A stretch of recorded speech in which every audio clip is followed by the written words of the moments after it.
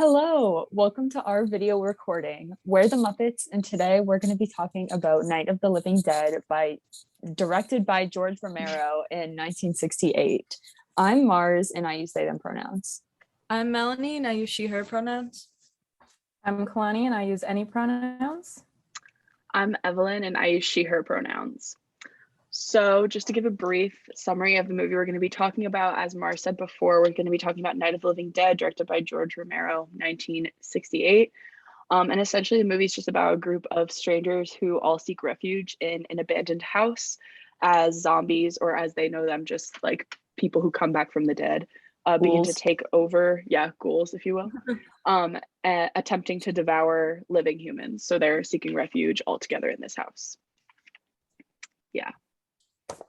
Okay, so editing styles. Yes.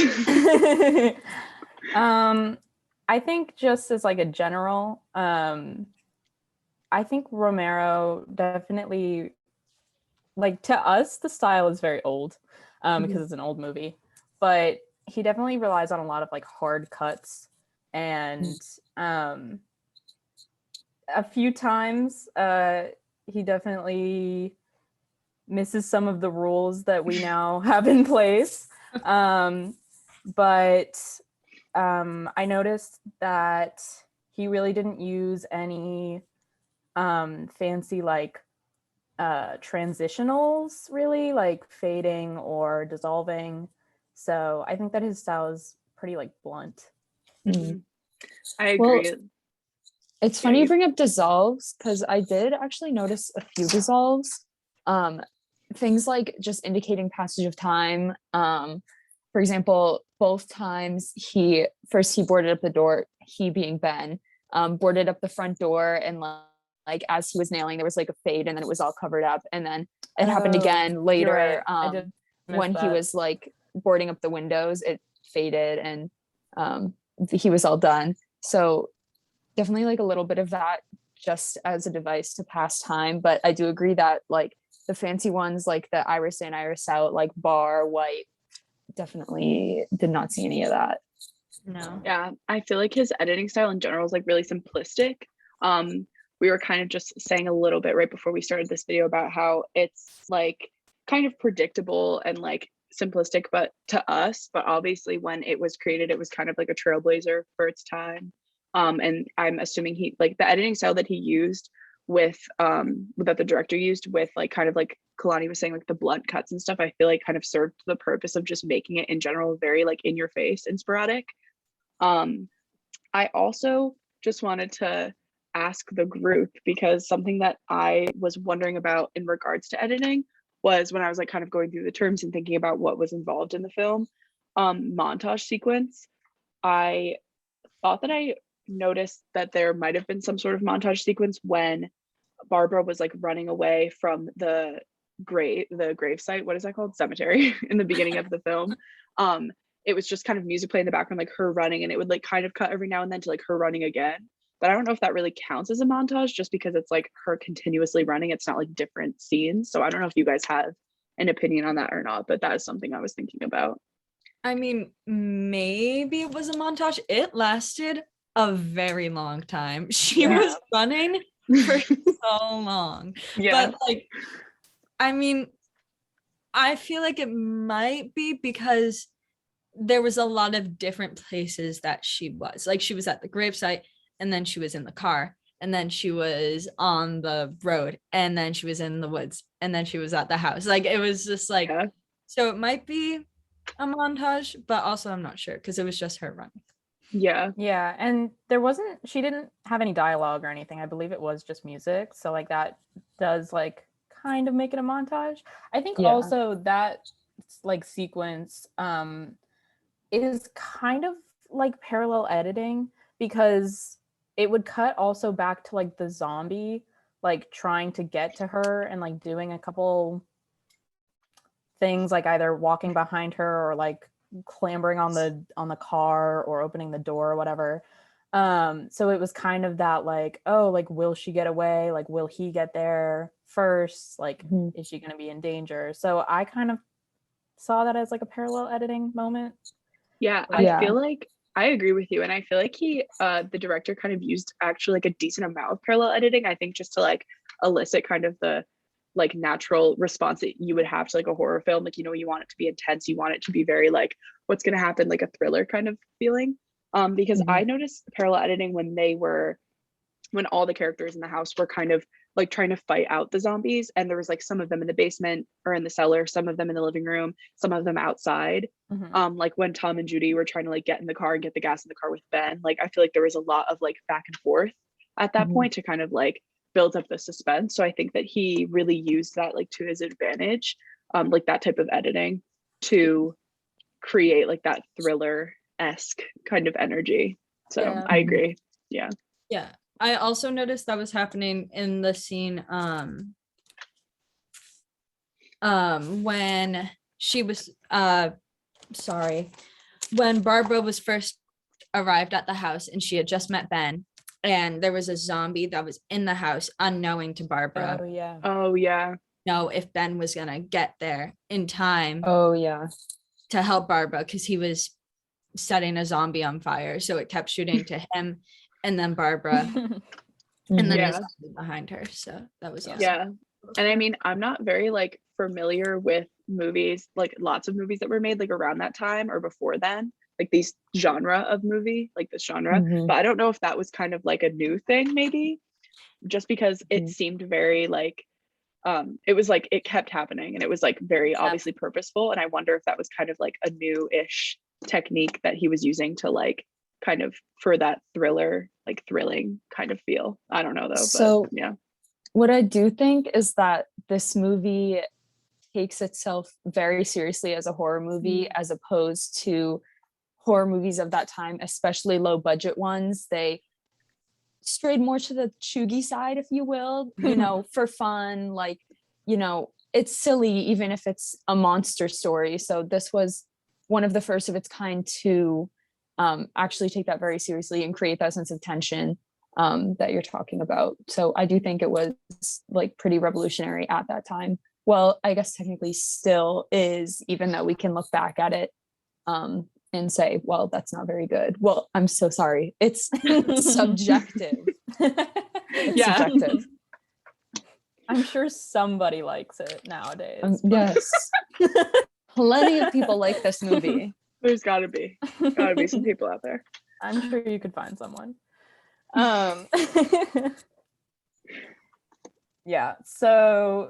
Definitely a lot of the parallel editing, which I agree with Evelyn. I think it really adds to the thriller, like horror,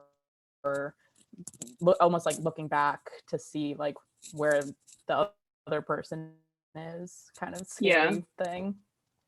I feel like kind of sorry. Oh no, go ahead. No, you can continue if you have something. Okay, I was just gonna say, it kind of relates to his use of Eyeline Match. I was thinking that.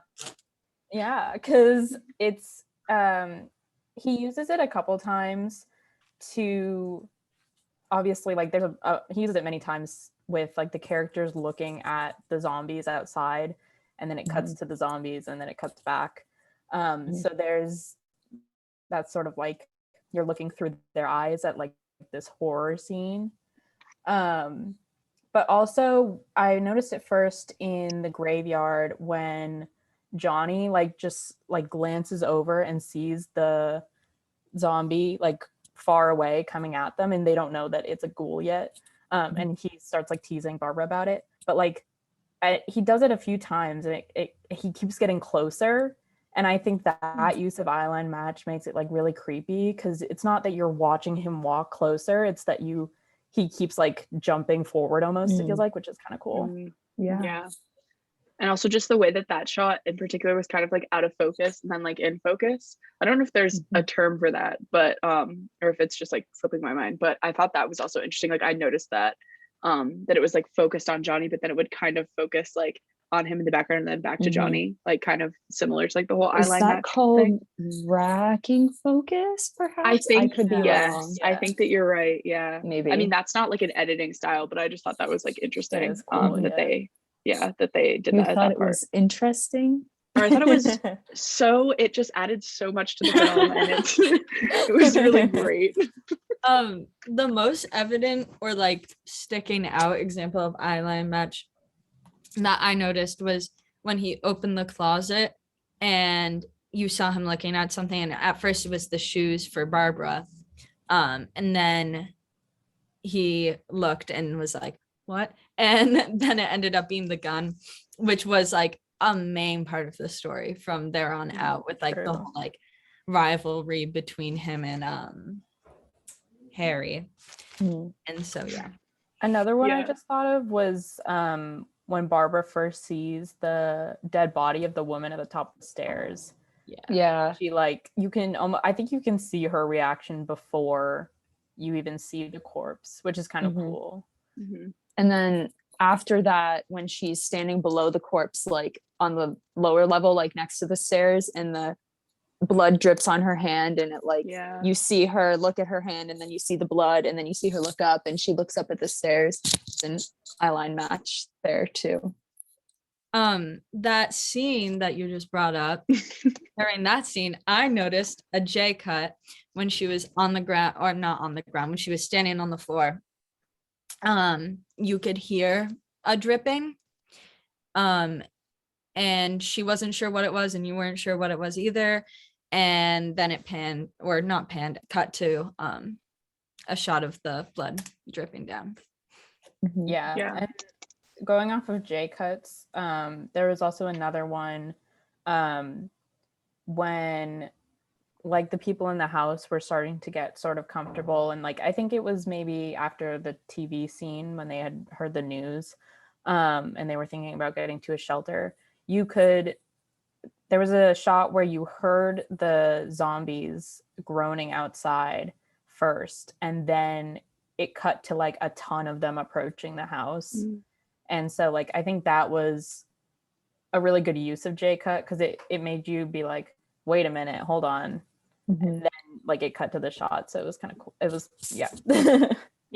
Speaking of that like particular scene in that area of the film when they were all like sitting watching the news, I think that we touched on this a little bit before we started recording, but the fact that the news broadcast, like when they were talking just about the zombies in general, and also when they were like showing them kind of like on the hunt for them, like if that could be considered kind of like a long take, because they were just, it was like kind of like one consistent, like there wasn't like cuts within the news broadcast, and the like simulated also news footage. Yeah, exactly. I feel like I think that could be considered a long take, which when they were following him around with the camera and interviewing him, like the paparazzi thing, definitely it felt pretty long.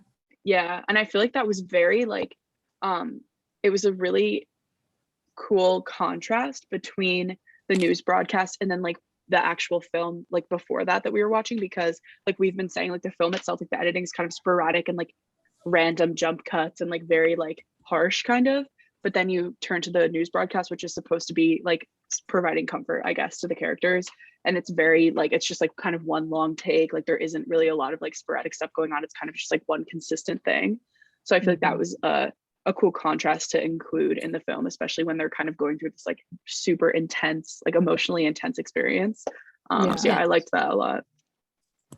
I like what you said about like comfort, because I think it did make you feel like, oh, there are some people that are safe right now, like these people are walking around the city, there's no zombies, they're perfectly fine.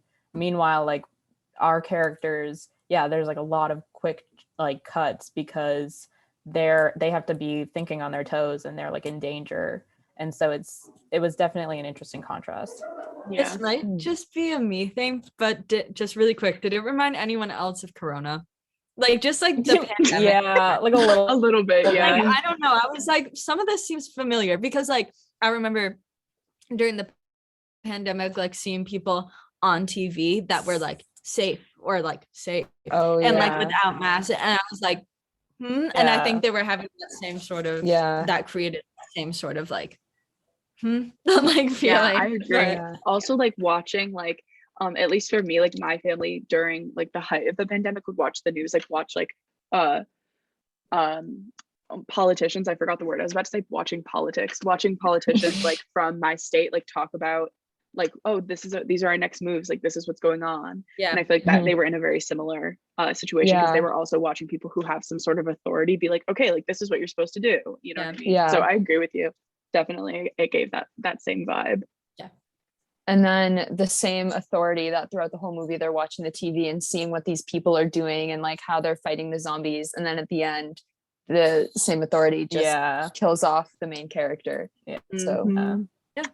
Yeah, definitely that was a bold choice. a downer for sure. Yeah, for sure. Yeah, I was like, definitely wondering if that was gonna happen, because I was like, he's alone in the house, but like I was like, he should have called out to them, but I don't know. I feel like it makes sense, because almost like, I don't know, I feel like that would happen. Like, they give you hope, and then it's just like, oh, he wasn't even killed by the zombies, he was just killed by like people, which is interesting. Like it's definitely kind of real life.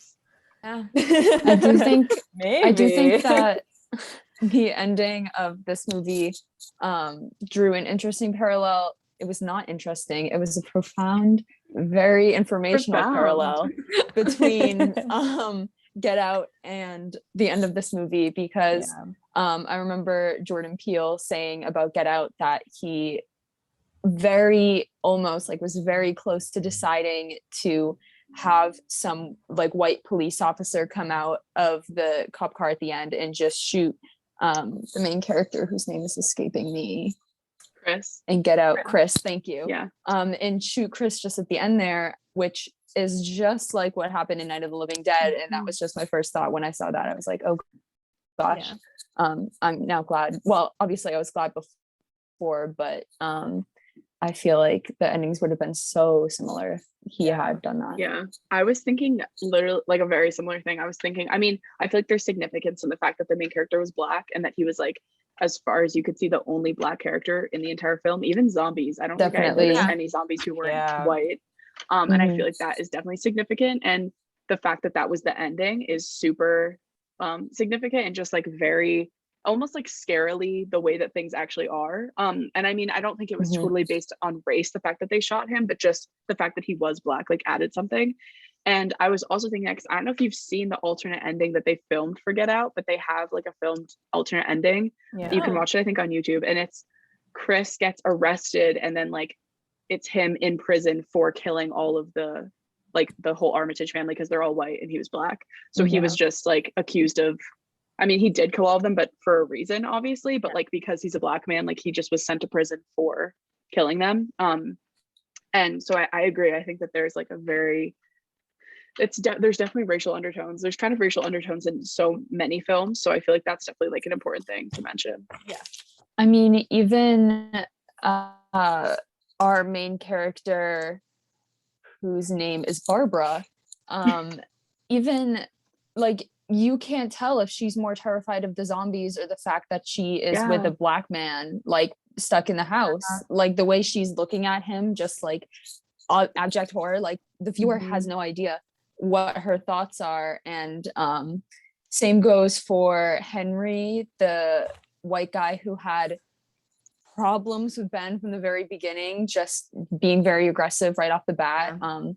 It's not in your face racism, like this is why they're acting this way, but it leaves it up to the viewer to notice that and be like, oh, these people are probably unhappy with Ben.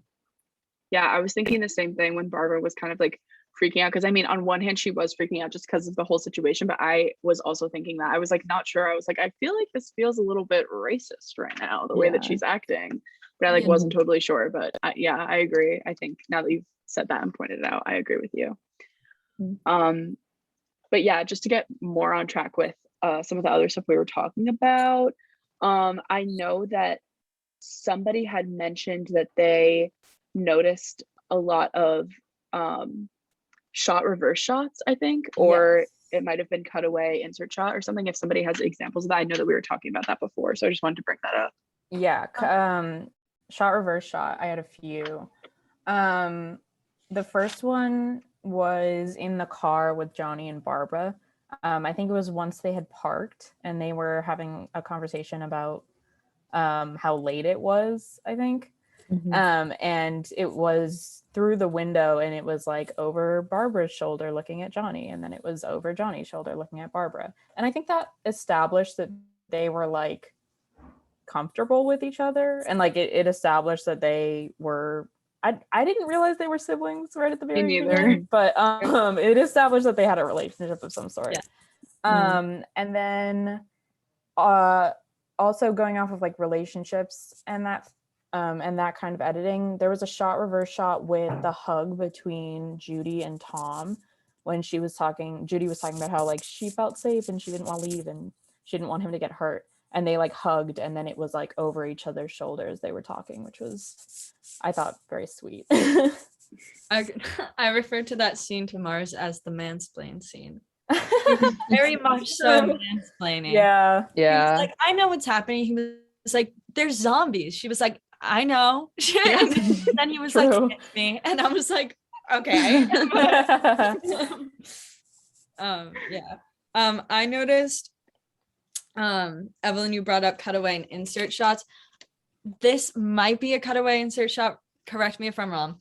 When they were watching the television, and it would go from the television screen, from like what was on the television, to behind the television screen to see all of their reactions, like as a group. And then it would do like individual cuts to each character's face.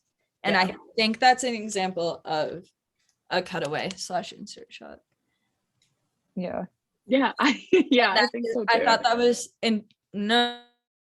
I thought that was a very good way to display not only like the group as a whole, because in that moment they had to be unified, but just like as individual characters, what each of them were thinking in that moment of like, oh my God, this is actually happening, sort of thing. Yeah, definitely. I agree. And also, to kind of go off that, but also kind of go on a different note, I was also thinking about IMR kind of throughout the whole film, like in regards to all of the editing kind of. And I think that definitely when it comes to IMR, I feel like there's like a low level, just because like IMR, we know, is kind of like about like how seamless it feels and how much of like when you're watching the film, it's like you don't even feel like you're really watching it, you're just so into it. But in this particular instance, I think like kind of on purpose, but also kind of just because it's an older film, and so there wasn't as much like, you know, I'm blanking on a word for it, but you know what I'm saying, just because it was older, there like isn't as much. Yeah, like just seamlessness in general. So I think there was like kind of a lack of that, but I also think it was kind of on purpose, just because like we've been saying this whole time, how it's supposed to feel really thrilling and really like mysterious, kind of like what's going to happen next, like very anxiety provoking. So I feel like that was almost on purpose, but at the same time there were definitely moments where I was like, okay, so like this jump cut that just happened is very much like obvious and not very good, you know what I mean? Yeah, So, there were a lot of jump cuts. There are definitely we want to talk about parts. that. Yeah. Well, the one that definitely came up that we were laughing about earlier was when Ben and, was it Judy? I don't know which woman he was with. He was with them in the basement, at the bottom of the basement stairs, and there was one scene where he like grabbed her and was like talking to her, and in between dialogue there was one cut where they just like stayed in the same exact position, no change at all, and just continued talking. So in instances like that, you know, it shows that maybe they didn't have a clear idea of IMR, or maybe they were not, they didn't know the 30-degree rule. I don't know. Thoughts? I feel like those are kind of like sloppy examples of like, because I think there were some jump cuts that were definitely like intentional, but there felt like there was a lot more that were more just like, this is how we're editing it, and we don't really know how to make it seem seamless, and like it is just happening, you know what I mean? So yeah, I agree with you. Yeah, there were, I like your mention of like intentional ones, because there were a few that it was definitely from the same angle, like that it definitely broke the 30-degree rule, but it wasn't like just like, oh, they messed up this sort of take or whatever. Like in the TV scene, there's one point where it's like pointing kind of from the ground at I think her name is Helen, Harry's wife. Yeah. And then it like, because it's looking at all of them, but it's facing her, and then it just cuts into like a close-up of her, and it's the same angle, so it is a jump cut. But I did think it was like maybe intentional, and if it wasn't, then it was like it didn't really matter because not a ton changed in the background, and also it was sort of like going from, again, like the group to the individual, so I didn't feel like it was that jarring, but it was definitely a jump cut. Yeah. Yeah. No, I definitely agree. Also, I don't know if anyone else has anything to say about jump cuts, but one thing I really want to talk about, that we kind of said briefly before, just like the aspects of like sexism within this film. I feel like we should bring it up and talk about it a little bit because I think that's like important to address. A line that stuck out to me was when she I think it was Harry. Was it Henry? Harry? Harry. Okay. Harry, yeah. And he's like, we can't leave. We have a child and 2 women. He was like, okay, what are we like, gonna do? Yeah. Also, Barbara like could not function without her brother for some reason. Yeah. She And shut I guess down. she was in shock because he died, but also They really did. like she couldn't do anything, and I was like, girl, Yeah. please. Also, like it was so sexist. Yeah, something that really, really bothered me, like right at the beginning, I remember I literally wrote this down. Like I wrote down like being, I wrote down literally WTF is this weird sexist BS. Because in the beginning, she was like, Barbara and Ben met each other, and Ben goes on this whole tangent about, I was at the diner and there were zombies and it was so scary and I got in the car, and then Barbara's like, okay, so I was with my brother, and he's like, shut up, calm down. I wrote that down. And I was like, I was like, just yes. Oh my god. because he was crying when he was explaining his own story. I was And like, why is he allowed to go on But this guys- long story? But she literally was like, so I was with my brother, and he's like, stop, relax, calm down. Women Yeah. are emotional. He was calm when he was telling his trauma story. I was literally like, what the heck? It was so weird. Oh my Yeah. god, that made me so annoyed. It's also, I think, important to note that the like subtle racism we were talking about earlier sort of intersects with the sexism of the movie, because in one scene I remember Harry, our favorite, was like, I'm taking the girl with me, like when he was going down into the basement. Like, the girl can say where she wants to go. Yeah. 2, like, why are you so alarmed that this girl has to stay in here with this like black man? Like, he does not want her to stay alone with her, with him, which definitely, No, I totally agree. Yeah. And I think someone mentioned briefly earlier about like Tom and Judy's just relationship in general, and how Tom was like, I think someone said this like when we were talking about how Tom was like, this is the deal, Judy, and like, why are you freaking out right now? It just, my number one thing that bothered me was just the fact that all the men were like, why are you freaking out, women? And I was like, why? First of all, why are you not? But also, second, like, it was just frustrating, because it's also like they're freaking out for a reason, but why did the only characters who had to be like freaking out, why did they have to be the women? You know what I'm saying? So, and I don't know. In terms of writing, like, obviously they're not gonna, I mean, they made the women as useless as possible in this movie. Judy's whole situation where she won't move out of the car that's on fire for no reason. Like, I understand a trauma response, but they definitely went out of their way. I don't want to specifically target this director, but I feel like Mr. Romero, George Romero, watch your had back. some issue. Watch your back. Something I literally laughed out loud at is when Ben was like, oh, Barbara, go gather some wood, and she came back with like 2 sticks. He's holding full doors.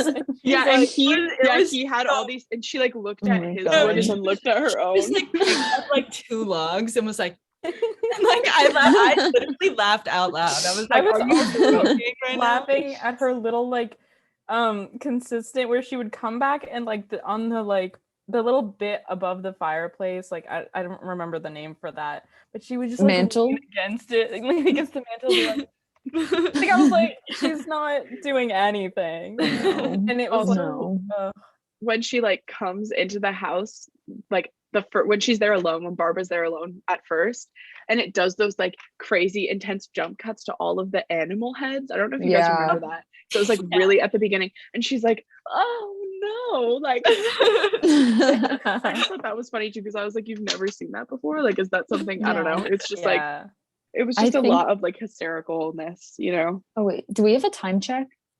Time check. We're at 30 minutes. Okay, So should we do Time check. fit check? Fit check, time check, Fit check.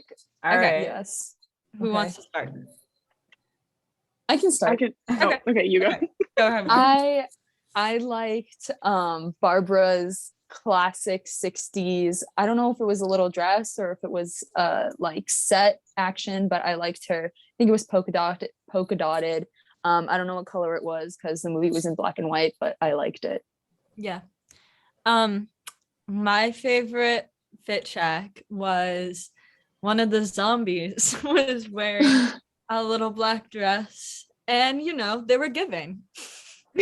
Zombie looked good. Like I don't know what to say. Fit check. I really loved Judy's little like jean jacket moment, and like the pants. Like the other two women were wearing like dresses, and Judy was in like a practical fit, and I really liked that. Yes, I agree. Judy was a baddie. My personal favorite fit check. My fit check fave was Karen, the little zombie girl. I just thought that it was such a serve. Her little dress that had like the collar thing on it. Like, I don't know what they're called, but when they go like that, kind of, you know what I'm talking Oh about? yeah. And she was wearing like the long lace socks and the shoes. And when she turned into a zombie and she was wearing that, I was like, it's just perfect. I don't know. It was just, I loved it. I loved Karen. She was probably my favorite character because she just she didn't have one line. and No, then she ate had her one parents. line. It was I I heard. Oh my god, she's iconic. Yeah. I love her. All right. All Well, right. Is that all Thank we you, have everyone. today? Thank you. Yeah, Thank you. I feel like that's pretty good. Okay. Thank you for watching. We hope you enjoyed. Thank you. Like, Bye. comment, and subscribe. This was the Muppets. All right.